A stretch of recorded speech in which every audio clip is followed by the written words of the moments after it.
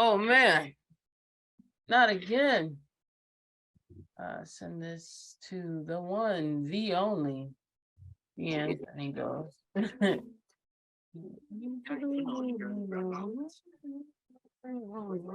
Okay. All right, we are here. Listen, we told you we was gonna get it together a little bit, so now we're streaming. Yes, we are. Let's see. Is there an echo? Hey, my nigga Keegan! What up, Keegan? We on. What's popping? Can you hear me on TikTok or Instagram? Look at me talking about TikTok. I can hear you in my ear. Okay, cool. What's up, Dan there? Everybody, Reggie, hey, everybody. Welcome to Line Up and Listen. Right. I love when folks come through. Stop in. Come on, Keegan. Yeah. All right. Yeah. So this is Light Up and Listen. We have been working on this segment a bit, and I would mute your computer for sure because I can hear the echo on Instagram. And that shouldn't be a problem recording wise for YouTube. So thank you for everybody joining us on our YouTube live stream. And for those joining us here on Instagram, this is Light Up and Listen, a segment that started as us, well, really me listening to mixes as I got high and processing things, and now has translated into this where we pick an album that fits the energy of the moment and go down a cannabis wormhole from that album to what's going on currently here in Washington. So first things first, we gotta light up. What have we been listening to? We've been teasing it for the last week or so, but Popcaan, great is the album. She said Shaka Khan. She said Popcaan. Right. Man, I've been bumping this. I as a child of immigrants, especially Islanders, I like me some reggae. So when I saw Popcaan drop the new album, it was immediately a push and play. After maybe 3 listens, I was like, oh, I think you are it. You are it for this month. And I listened to it like 5 or 6 more times since then. So here we are. D'Anthony, what you smoking on? Some of that good fires that I got from the event yesterday. Right. I just don't know what it was because it got tossed in the cup eventually, but it was something good. I keep picking different nuggets of it. Right. I got my little peach rings right now. I think it might be that gander something. Okay, got you. Gargantuan? Yep, that one. That's that one. It smells activated.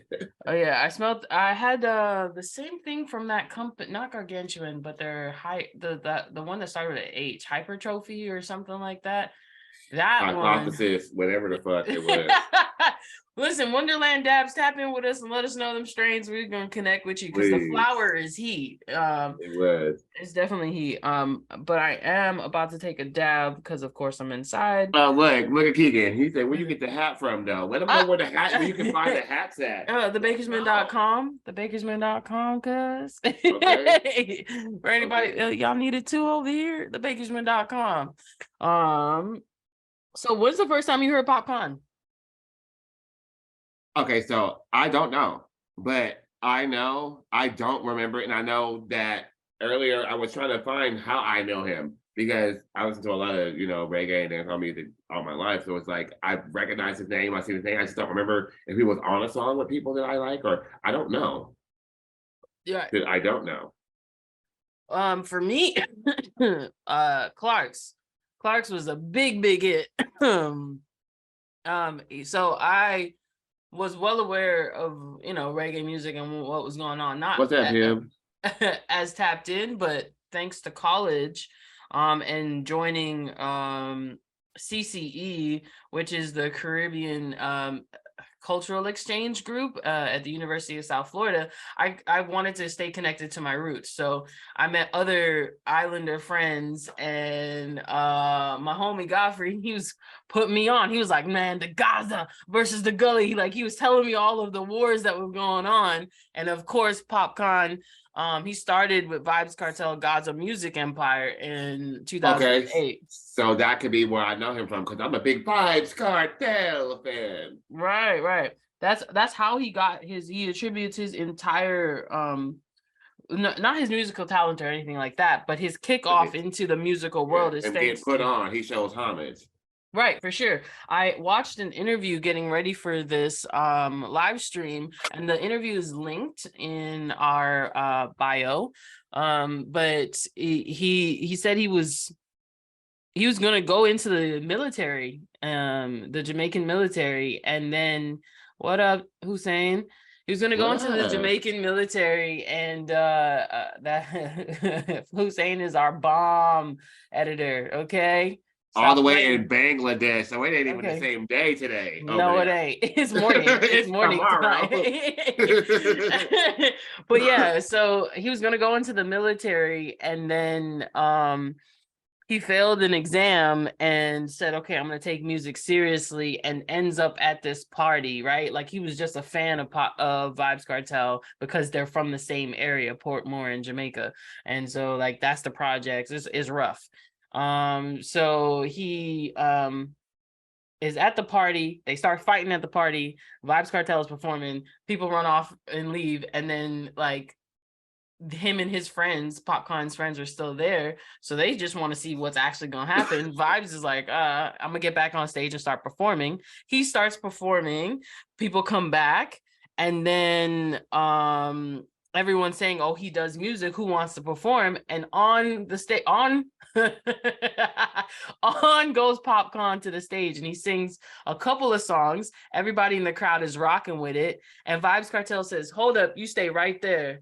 Goes back to performing and links up with him and gives him the number, and that's it. Like, that's how simple a whole career can start. You understand? Being in the right place at the right time. Mm-hmm. And he is a whole signed musical artist. Well, I mean, we all know Vibes Cartel went to prison. There's some stuff that went down in Jamaica during that time, but Popcaan made it through. You know, like that beef, the Gully versus Gaza, was true street beef during that time in Jamaica. And then he makes it out of that with a music career, and in 2018 gets signed to OVO Records. Question. Yeah. Do you think we'll get in trouble for playing it in the background? Do you think it's too big? Absolutely. He is Okay. signed to Warner Okay. Brothers. OVO Records. Just just check it, because they might want to be like, what's y'all talking about?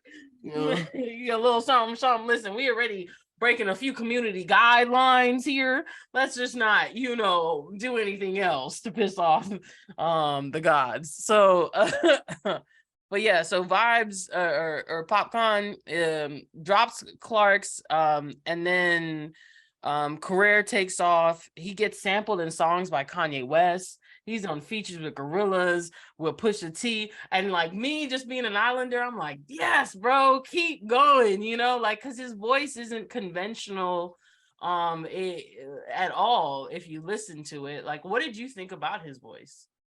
He's dope. His just the voice part. He sounds different than most people, but he has his own kind of sound. I like his whole thing, but we're gonna get to that part. Okay.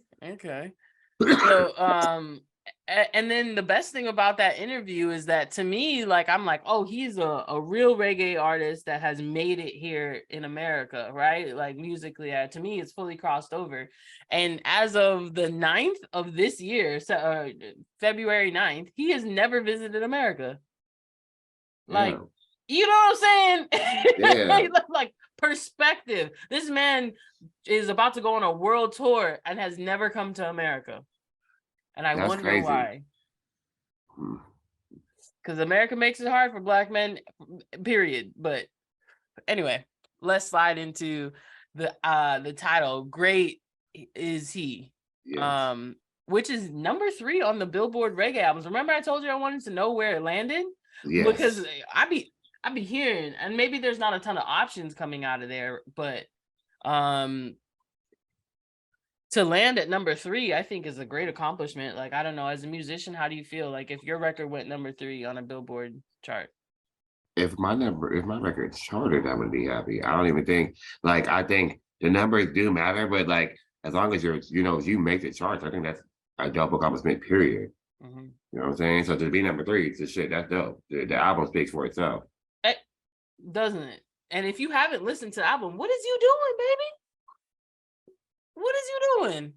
So great is he. To me, immediately I went religious with the thought, like because the he being capitalized, just what I know about Caribbean culture and the people. And in that interview, he does attest to that being very influential in his upbringing. But also he someone asked him like what do you he already had the song Great Is He. And then so they trying to find the album name, and he called him up and was like, well, what about using that for the title of the album? And he was like, well, great is me, you know what I mean? So let's go. All Right. right. And I love that energy. He wanted the song, he likes the song, he likes performing the song because its purpose is to encourage people. And I think that was the energy this entire album brought. It talks about the struggle that you can experience no matter where you are in life, no matter how wealthy you are, no matter what you have going on, like you still have experienced some sort of struggle. And then how to persevere past that and to enjoy life along the way. That's what I got out of listening to this album. But what about you? The title just meant like when I heard the title Great Is He, it took me to like it was almost like I took it to self, like it was almost like a reminder, like Mm. to self and the people. Like even with this album coming out at number 3 and it's being a great album, it's just like, in case you guys forgot or in case you guys need a reminder, he's great. You know what I'm Yeah, saying? Like, and for it's like a sure. reminder, and it's a reminder to themselves too. Like this is a good album, like probably one of his biggest albums, probably. Because I don't know. Right. Like I think I don't know, depends on what you as an artist rate a great album. Well, Um chart wise, chart wise. Oh yeah, yeah, true. True. I think this would probably be one of his best charting albums thus far. And you have to I have to give some credit to but OVO JoJo, Records. Joe? Oh, the yes. other JoJo. So what are your favorite songs?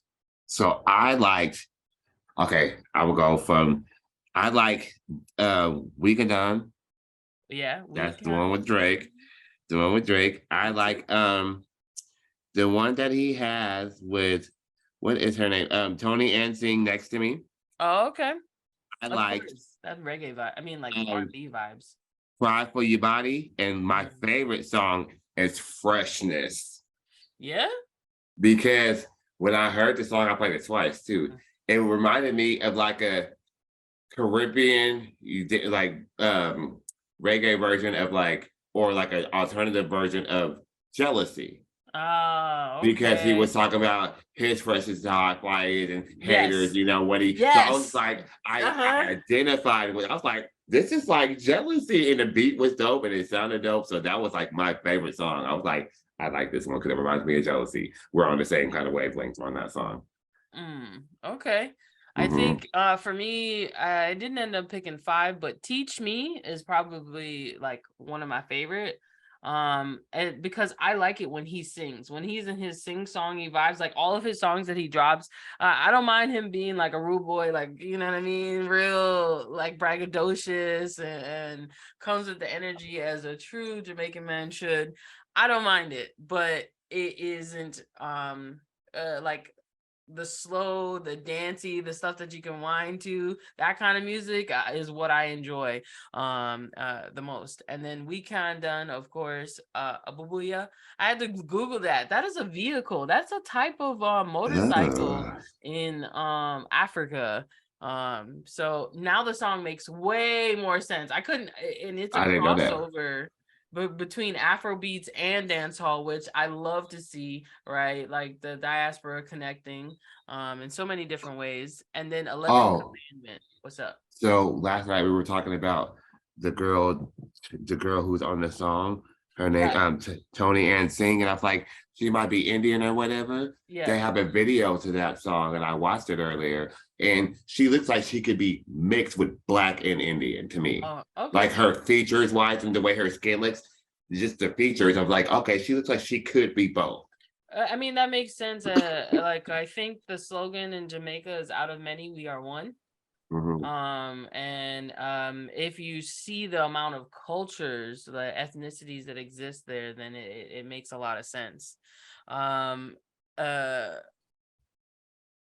just hands down thoroughly enjoyed this album, and if you aren't a big reggae fan or someone that's into that kind of music, one, like, you're boring.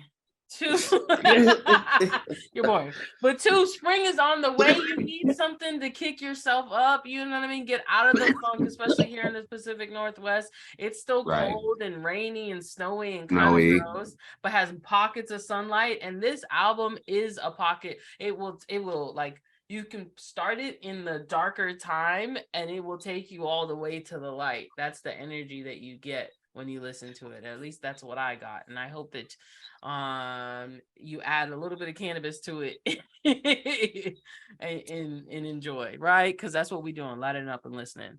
Now, cannabis wormhole. How did I get from there to thinking about weed? Well, I mean, I really want to smoke weed in Jamaica. I'm not gonna lie.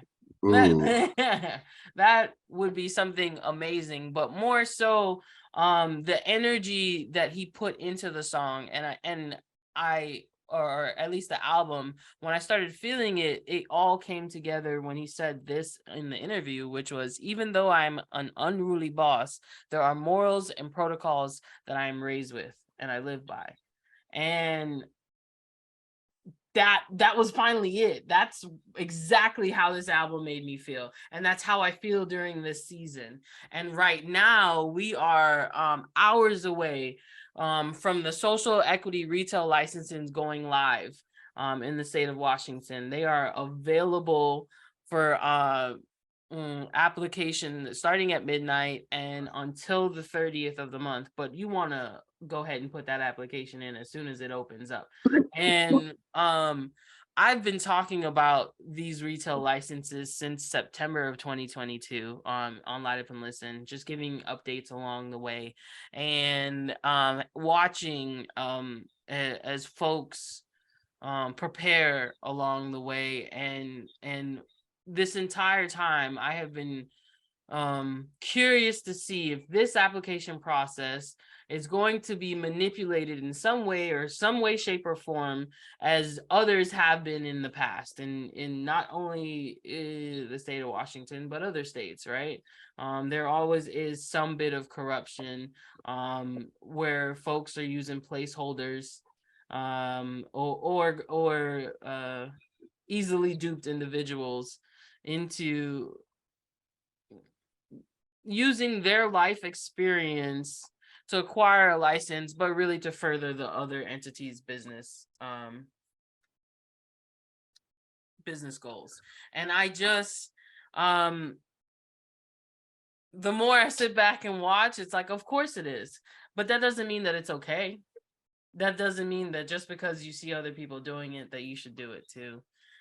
If you actually care about equity, like, this industry is so the disparities are so apparent. They've been talked about since the very inception of this recreational industry here in Washington. And the people who wrote this very legislation are the ones that were impacted and shut out. They were individuals that had seven operating retail stores within Seattle. You understand, these Black businessmen that drafted this bill. It is not in its final form that exists. It is not their bill, but that's the shell of it. And their intention for that bill was to benefit the community that was purposely shut out. And having to conform to even get some form of equity passed meant that there were more loopholes that could be exploited by those that are looking to exploit them, right? And that's sad. However, these 44 licenses are there, and hopefully your application looks great enough that you are selected, anyone out there. So I thought, let's spend a little bit of time going over the few key factors that would impact it. And so I'm going to share my screen. Sorry for those on IG. You're going to have to look at D'Anthony's beautiful face. Or Whereas no, I can just turn my camera around.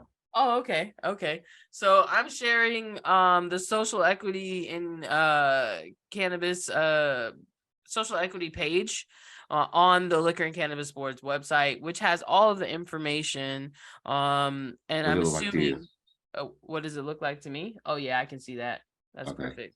So yeah, this has the finalized rubric, the checklist you may want to go over, the DIA maps, and like the areas at which these licenses are allotted to be. So first criteria, right? This is the main point of exploitation here. Understand, if you meet these qualifications, you do not, whoever is trying to invest in you, should you get this license or be a partner in your company, does not have to be a part owner of this license. You should be the sole 51% majority holder of this license. Now you have 49% that you can allot to whomever you would like. But if it is your life experience that is being used to calculate most of the points, be sure that you hold that 51% majority. Don't split that up for anyone.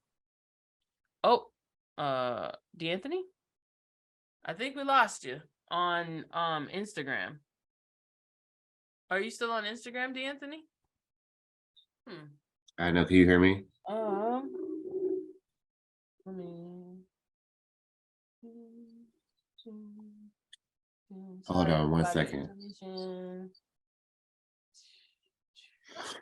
We lost D'Anthony on IG. All right, so 51% ownership. And of these three, yep, you're back in there. What up, Keegan? I'm here. Of these three qualifications, you must have two. So you only need to meet two. So you must have lived in a disproportionately impacted area in Washington State for a minimum of 5 years between 1980 and 2010. There's a link to check your address to see if it qualifies. And recently they switched how they were calculating this factor from 20% to 30%, simply because there were areas at that 20% that were like, there was many errors with this DIA map. Areas that were known to house disproportionately impacted individuals were not showing up on the original map. So about 2 weeks ago, Black Excellence in Cannabis members fought and got that switched. So again, check your address, see if it counts. You, a family member that you lived with, please. It is hard to get rental history or things of that nature, but if you can get a letter from the person you rented with or someone that lived with you, some form of a utility bill, again, you may use that area. If you, the applicant, or a family member has been arrested or convicted of cannabis offense, or household income was less than the median household within the state of Washington, which is 82,000, a little over 82,000 now. So those are the three criteria you need to be see if you are qualified to be a social equity applicant. Now, the things that will be unfortunately not able to fix if you don't have this set, and if you have not been paying attention to these lives since September 2022, is that you need to register with the state, your corporation. So like, that's not something you can do in 24 hours. So sorry. You should have a social equity plan developed. You're going to need that. You need to have all your documentation gathered. And get this in. There is a couple of webinars. Now, this is for the people that may catch this and have the opportunity to turn in an application in a week or so. The applications are open till March 30th for sure, but get your application in as soon as possible. We are dealing with electronic submission of applications. You never know what's going on with servers, and how quickly this process is going to happen on the state side. Let's see. This is the current rubric. So a maximum of 310 points are allowed, and the points are broken down here. Note, convicted of a drug offense or convicted of a cannabis offense doesn't have to be within the state of Washington. Not a requirement, not written by law. So a little tidbit, if you are gathering your bits and pieces and might be ready within this week, you got a conviction out of state, go ahead and use it. Notarized documents. Notarized documents are going to be the way to go to put this application together. And then finally, if you were previously in the cannabis industry before it went legal, or at least before it switched from medical to recreational, that is going to get you some points here as well. So read through this rubric, read through these guidelines, actually read the law. The counties, they're listening out here for you, man. Like they're making it straightforward. This is the most informative website to being able to apply. I can no longer talk about these retail equity licenses because this process has made my head bleed. And that is that. Next, we are still bumping Popcaan. Great is he, because that is going to be the feat you're going to need should you get selected. You know what I mean? Like, it is not just like Charlie in the Chocolate Factory getting the golden ticket should you get one of these licenses. There is going to be work, and the finding your location, getting customers, having business experience is going to be key, because businesses are suffering in the cannabis industry right now. Gabby, what's going on, Miss Jordan? Next on the cannabis wormhole, cannabis legislation passing through the House started with 31 policies or bills, and now we are down to 19. Whew, that's they cutting. Chop, chop, chop, chop, chop. Okay. Thank you to the Cannabis Observer for keeping us updated weekly, being at the House every day for every meeting and letting us know what makes it out of committee. Thankfully, the current bill that we are watching, right, and that's important to this, is the Social Equity Expansion Bill, SB 5080. You see that? Hey, what's that say? Is it because of Delta 8 and how it's able to be sold in smoke shops? What is what because of that? We got a question. Please elaborate, and I will happily answer that question. So, if you do not get selected to get one of these 44 licenses, trust me, there are going to be hundreds, if not thousands, of applicants. Don't fret. Just help promote and advocate for SB 5080, because this the effect on dispos. The effect of dispose. No, I think right now it's because of spending. You know, people are being a little bit tighter with their budget. And in a conversation I had yesterday, over 200 like growers, cultivators, producer, processors in the state of Washington closed their business last year. Okay. Over 200. Now I think there was like 1,600 total, so like But that's telling you how hard it is to make it here in Washington in the cannabis industry, and that's on the cultivation side. Now the retailers are doing a little bit better, but it's mainly because there's a 47% excise tax. Well, the state takes 37, there's a B&O tax of 10%, and then your municipality may add on another chunk of change, like another 4 to 6% on top of that. So yeah, it's tough to make it, and having access to capital is going to be key. But location, how are you running your business? I have been in and out of pot shops all across the state of Washington, and each has their own little, what's that word, like je ne sais quoi or something, like, a little Yeah. bit, yeah, a little bit of energy that they bring to the customers, and the ones that are successful at it hire the correct staff, prepare the staff for their community, and give the community exactly what they want.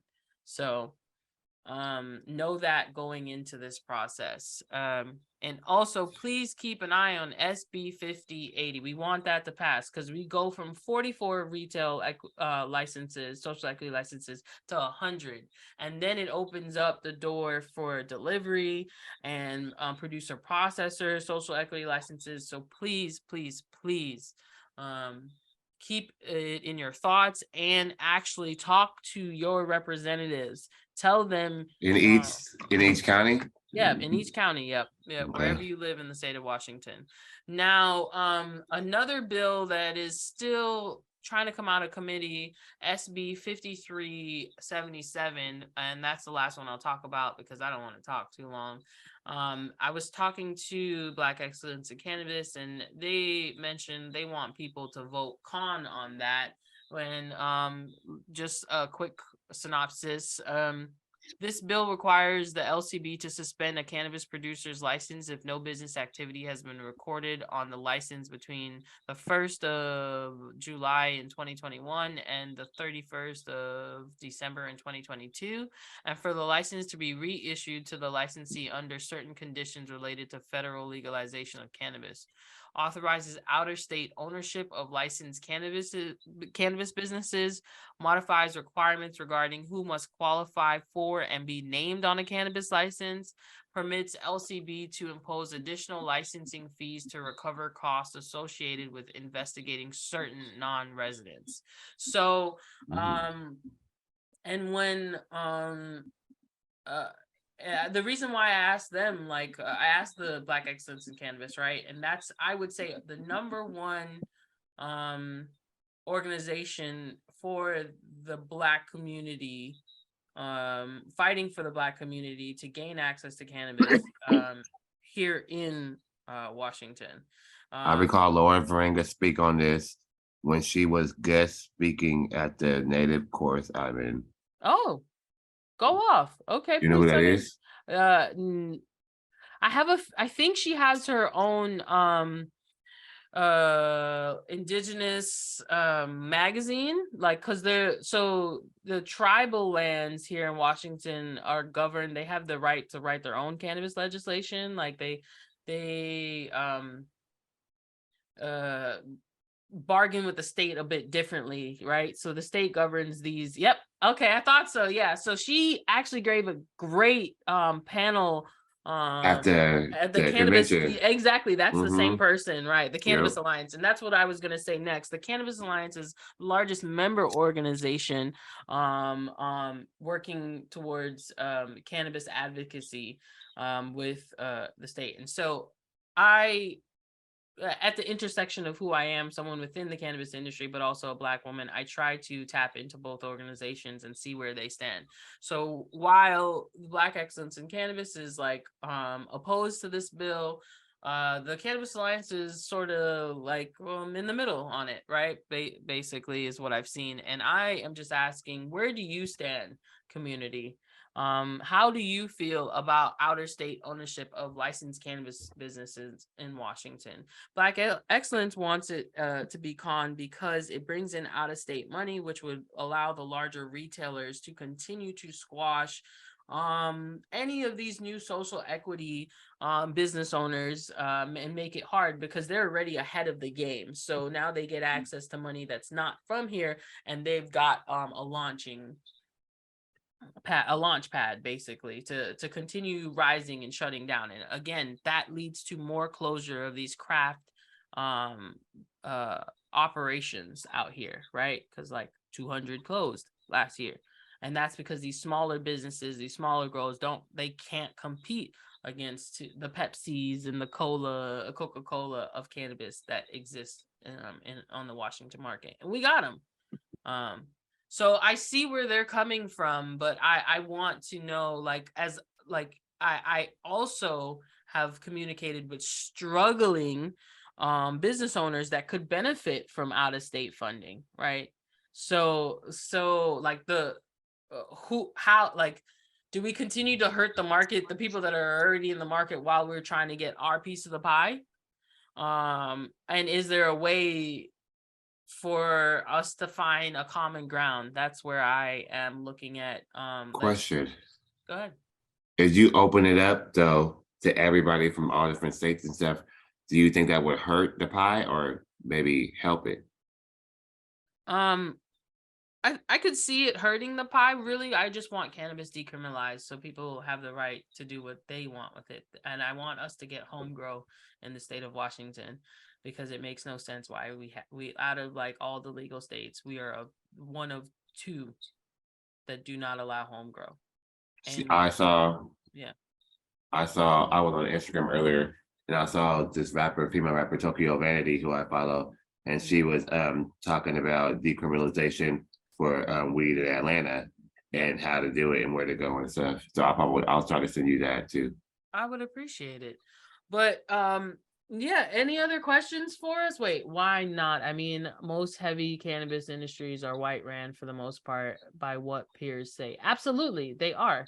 It sounds like cannabis is becoming the commodity food, like commodity foods, and shutting down smaller businesses.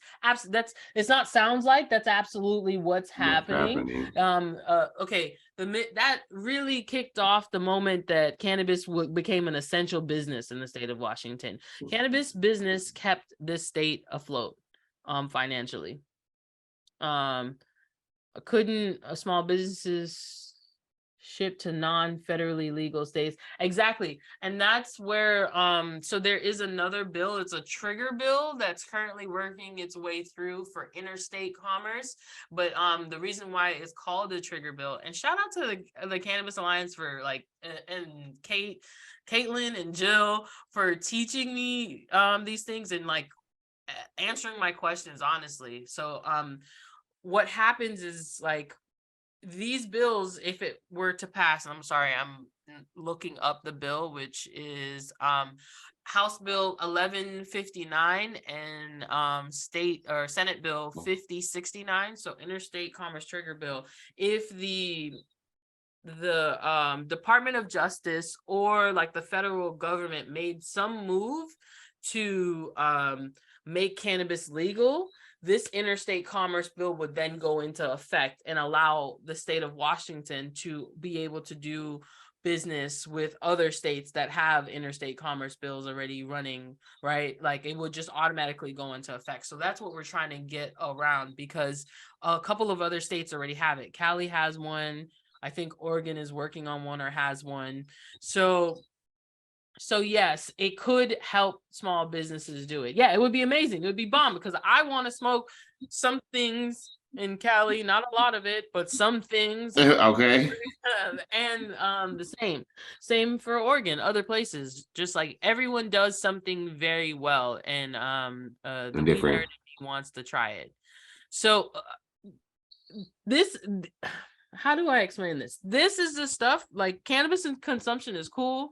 Learning the names of the strains is cool, but you got to get to this level of interest in cannabis, because like what is happening on the ground level is being regulated by the policies that are going through. Oh, thanks. So where are you from? All right, so I'm gonna read it out loud so the YouTube can get it. I feel really lucky to stumble upon y'all. Yes, much appreciative. We try to share what's going on in cannabis, really As going on much in as cannabis in the possible. state of Washington, because I am a nosy mofo, okay? And you gotta explain, but why? But why is this happening? Right? Outside of the JBLM, Oh, what is that? yeah, Deanna, you that's can't tell me. hella south, like Washington, the born and raised. Bet I'm from like Florida. the, it's south, like the army base, like way south. Like you pass it going to Portland, like way south though. It's Oh, like after Tacoma, I think after Olympia too. okay, It's near far, Vancouver. not that far. Oh, okay. See, It's like kind of it's in in the the middle. middle. Okay. Yeah, The area I just drive through on my way. right. Pierce County be making me mad for not having disposed in their county. Talk about it. There are so many areas of okay, so near Tacoma. All right, bet. Yeah, there are so many areas because of moratoriums, right? This is another thing. You might get a social equity license, but be cautious of where you're trying to put it because Hmm. your local municipality may have guidelines around against it. So please check out that map. I think we're kind of at the end of this live. We don't hit everything. Any closing words on Popcaan Graded Tea?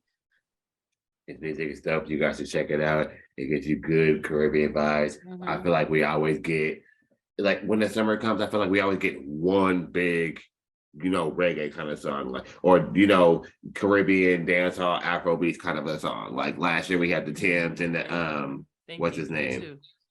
Tims and Burna Boy. Oh no not no no, Brandon. Wizkid. Yeah, we that was the Essence. one that was like the one song, you know what I mean? And then we always get like one or two songs, you know what I mean? So it's Yeah. good to get like a whole good album that sounds good. You can just push play on it really. He talks about real shit. He got some fun shit on there, you know. He got some shit for the girls. Oh, And I he can even tell sampled Beyonce. Stop I was playing about with to say him. that, and I can tell he's a Beyonce fan because not only that, he sampled her twice because Tori Ann Uh-huh. sing her song. She sings "Baby Boy Run." She does. Oh. She said that she was singing a Beyonce song. She didn't sing the words, but she sang exactly the flow how Beyonce said it. She said some of the words that Beyonce said, but she's made it her own. I was like, Got him. that's Baby Boy or something. Okay. So Yeah. you put me on breaking it down. Mm-hmm. Well, this has been another episode of Light Up and Listen. Please give us feedback in the comments if you liking what we bring into you. Check out the new logo, kid, because we coming, okay? We told you. The 2023, we got 9 shows, 9 series. We bringing you information from all the angles, all right? Oh. Stay baked.